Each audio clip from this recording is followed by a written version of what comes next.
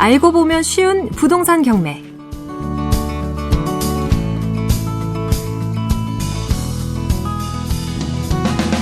네, 알고 보면 쉬운 부동산 경매 코너입니다. 저희가 새롭게 마련한 코너인데요.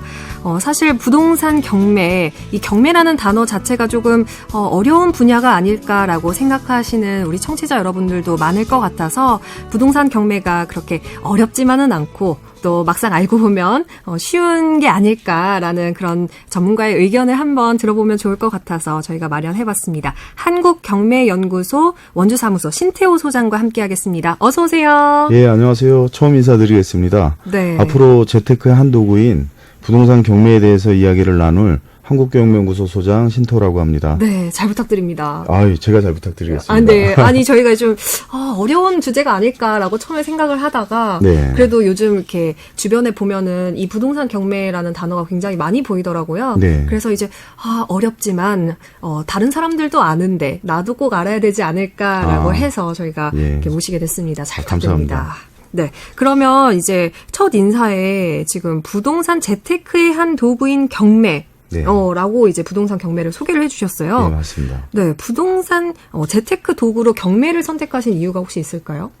제가 재테크 도구로 부동산 경매를 선택하게 된 이유는 한 4가지 정도로 좀 정리를 할 수 있는데요. 네. 첫 번째는 좀 가장 좋은 장점은 정년이 없다는 거. 네. 그래서 연령에 대한 제한이 까다롭지 않아서 대한민국 국민 만 19세 이상이면 누구나 참여할 수 있다는 거.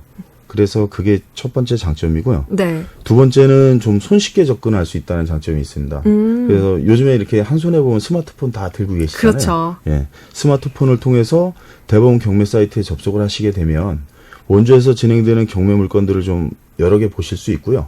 본인한테 맞는 물건이 얼마에 나와 있는지, 그리고 지금 현재 시세는 얼마인지 파악해서 투자를 하시면 수익을 얻으실 수 있다는 장점이 있고. 어플 같은 걸 이용해서 쉽게 예, 사용할 수 있는 어플도 건가요? 있고요. 네. 그냥 대법원 사이트에 접속을 하셔야 됩니다. 그렇군요. 예. 그리고 세 번째는 소요 시간이 좀 적게 든다는 건데, 좀 제가 이해를 돕자면, 실제로 제가 부동산 투자를 해서 낙찰을 받게 되면요, 잔금 납부하고 소유권 이전 등기되는 데까지 보통 이제 한 달 정도의 시간이 걸려요. 네. 근데 실제로 한 달 동안 제가 무슨 일을 하고 있는 게 아니라, 실질적으로 제가 투자된 시간을 계산을 해보면 한 2시간 남짓 일을 하는 거거든요. 네. 그래서 투잡으로 충분히 가능한 종목이 아닐까.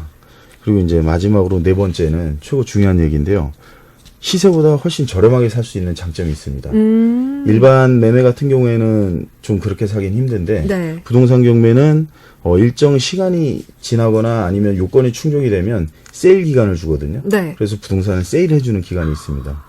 그래서 이러한 4가지 이유 때문에 저는 재테크의 도구로 활용을 하고 있습니다. 네, 이런 부동산을 재테크로 사용하는 이제 이유를 좀 설명을 해주셨는데 네. 그렇다면 이렇게 투잡도 얘기를 해주시고 이렇게 쉽게 할 수 있다라고 말씀해주셨는데 직장인들이 도대체 왜 직업이 있는데 또 불구하고 재테크를 하려고 할까?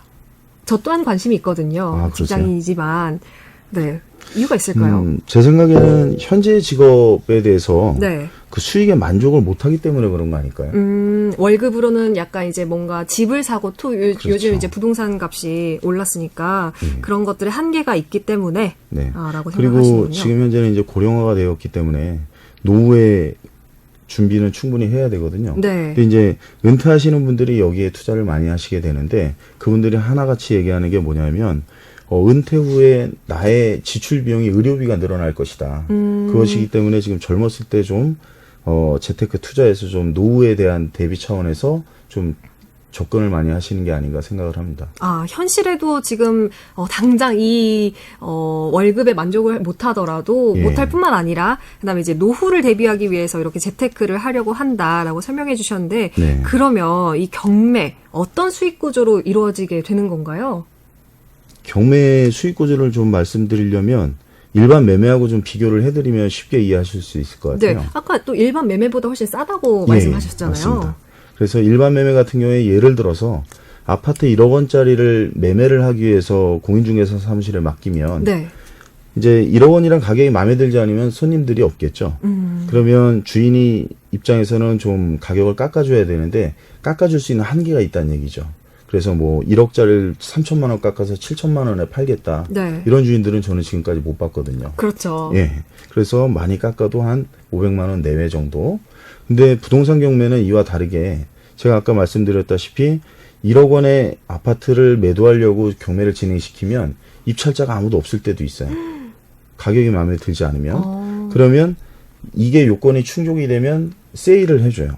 그게 이제 유찰이란 단어를 쓰거든요. 그러면 원주 같은 경우에 30%를 깎아줘요. 와, 그럼 정말 7천만 원에 살 수 있는. 이제 7천만 원 이상만 쓰면 이제 입찰에 참여할 수 있는 조건이 참여할 되는 수 있는 거죠. 조건이 된다. 네. 그 유찰은 이래만 유찰이 되는 게 아니고요. 무한 반복해서 유찰이 됩니다. 그러면 7천만 원에도 입찰자가 없다면 거기서 또 30% 저감해서 또 진행이 되는 거죠. 그럼 뭐 2차, 3차 이런 식으로 계속해서 유찰이 될 수 있는? 네, 맞습니다. 그렇군요. 그렇다면 예. 사실 이 부동산 법원 경매 뭐 이렇게 투자라고 이제 처음에 얘기를 해주셨는데 네. 투기 아니야? 라고 생각하시는 분들도 있을 것 같아요. 저도 그런 오해 많이 받고 있습니다. 아, 그래요? 네. 그러면 확실히 투기가 아니다. 예. 라고 말씀해 주실 수 있는 건가요? 말씀드릴 수 있습니다. 네. 예. 제가 이렇게 정리를 해봤는데요. 네. 투기라고 하면 불법적인 경로를 통해서 얻은 정보로 좀 수익을 내는 거를 투기라고 좀 이야기하고 싶고요. 예를 들자면 뭐 신도시가 어디에 개발된다거나 아니면 역세권 개발이 된다거나 이런 것들이 개발될 때는 각 지자체에서 일정 절차가 지나고 나면 고시공고라는 걸 하거든요. 네. 누구나 다 볼 수 있게. 근데 그 이전에 불법적인 경로를 통해서 그 정보를 얻고 그로 인해서 부동산 투자를 해서 얻은 수익은 저는 투기라고 봅니다. 근데 반대로 자신의 충분한 노력과 시간을 통해서 합법적인 정보를 통해서 얻은 수익은 저는 투자라고 보거든요. 네. 그 중에 이제 대표적인 게 부동산 경매를 얘기하고 있는 거고요. 경매는 이렇게 민사집행법에 따라서 진행되는 거고요. 채권 채무 관계를 정리하기 위해서 강제 매각하는 조건이긴 해요. 네. 그렇기 때문에 공정한 법원이 개입을 하고요. 법원에서 주체로 경매가 진행이 되기 때문에 당연히 합법적인 투자가 되겠죠. 네, 투자와 투기. 예. 확실히 부동산 법원 경매는 투자다. 예, 맞습니다. 라고 이제 말씀해 주셨습니다.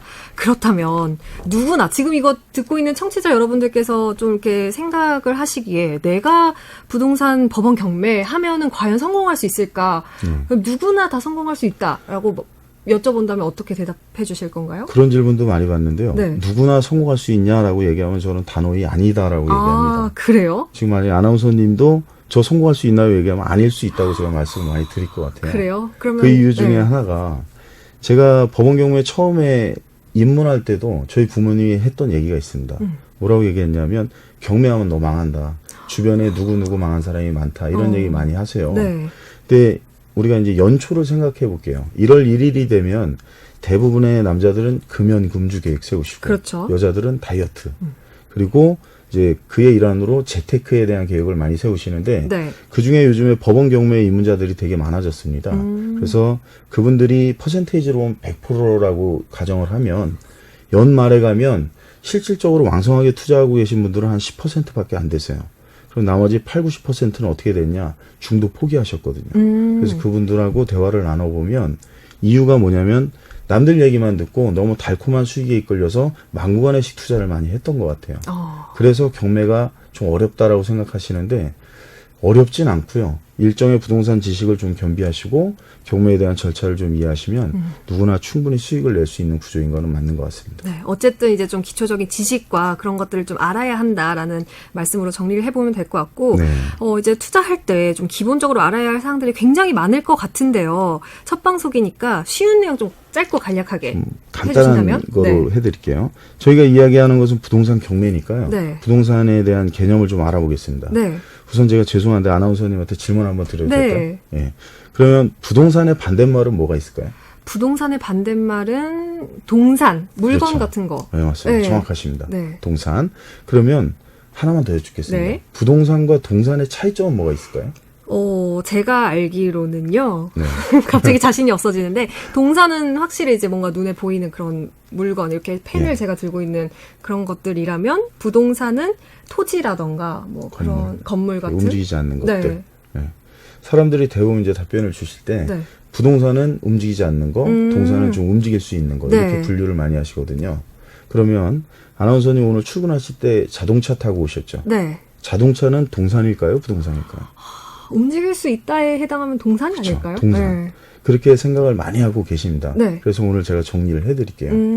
부동산 법원 경매에서는 부동산 경매와 동산 경매 두 가지를 다 진행하고 있습니다. 네. 그럼 부동산 경매 사이트에서 저희가 물건을 보면 거기에 토지와 건물 이외에도 자동차 선박들도 있어요. 움직이는 것들이 여기 가 있거든요. 네. 근데 왜 여 부동산에 가 있나를 제가 정리를 해드릴게요. 네.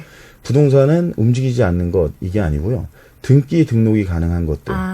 그래서 토지와 건물도 등기가 되지만 자동차도 자동차 등록증에 등록이 되잖아요. 그래서 부동산으로 칭하는 거고 등기 등록이 되지 않는 이외의 것들을 이제 저희가 동산이라고 하는 거죠. 네. 그 동산 중에 이제 대표적인 게 저희 앞에 있는 컴퓨터라든가 뭐 세탁기, 냉장고들 그런 그렇군요. 것들이 부동산과 동산의 차이점입니다. 네, 결국 등기 등록을 할 수 있느냐 없느냐로 맞습니다. 지금 이제 부동산 법원 경매 거기서 이제 분류를 하고 있다라는 네. 말씀이시네요. 오늘 첫 시간이었는데 재테크를 왜 해야 하고 또 이제 부동산 경매를 왜 그 재테크의 도구로 선택했는지 이런 설명들에 대해서 좀 자세히 이야기를 해주셨습니다. 한국경매연구소 신태호 소장과 함께 이야기 나눠봤습니다. 고맙습니다. 네, 감사합니다. 92.7